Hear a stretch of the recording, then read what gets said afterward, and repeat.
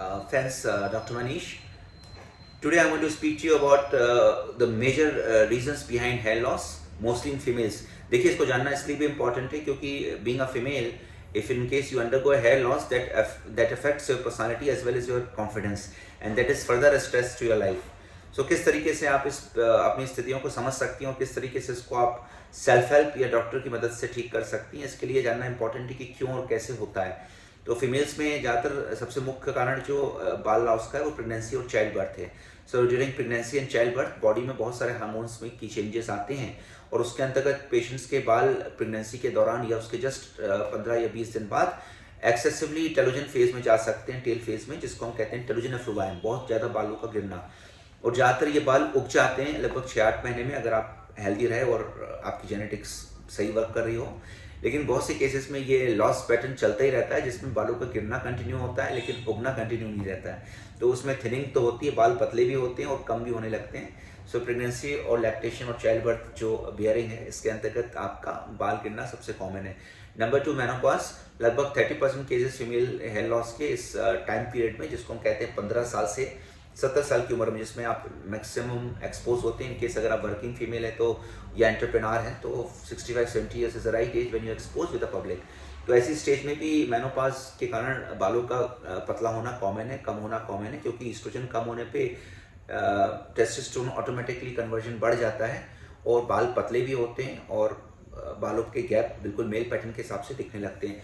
Number 3 बहुत common है जिसको हम कहते हैं हार्मोनल इश्यूज फीमेल्स में, because body is having a melange of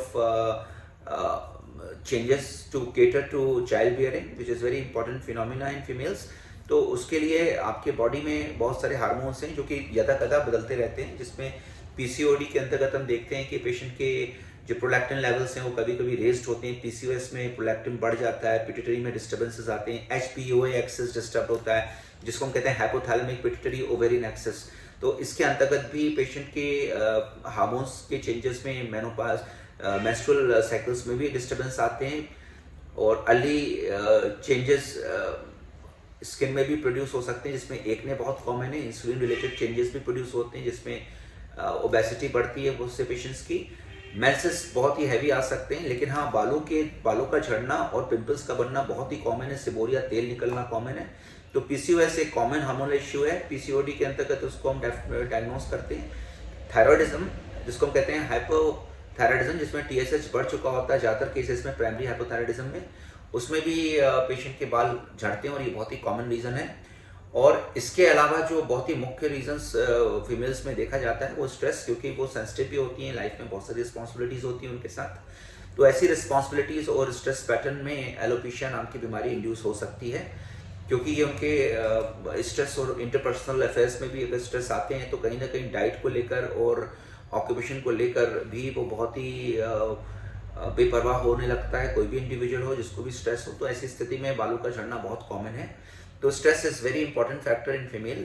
तो I have lined it into 4th important reasons behind hair loss.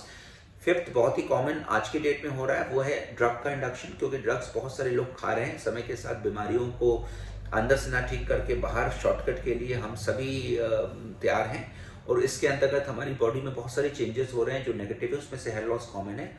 सबसे कॉमन ओसीपीए ओरल कॉन्ट्रासेप्टिव पिल्स हैं जो कि हेयर लॉस प्रोड्यूस करती हैं. इसके अलावा डायबिटीज़ और डायबिटिक चेंजेस, ब्लड प्रेशर की कुछ ऐसी ड्रग्स हैं और कुछ साइकियाट्रिक बहुत सी कंडीशन में स्ट्रेस और साइकियाट्रिक डिसऑर्डर्स में जो ड्रग्स चलती हैं वो भी इंड्यूस करती हैं.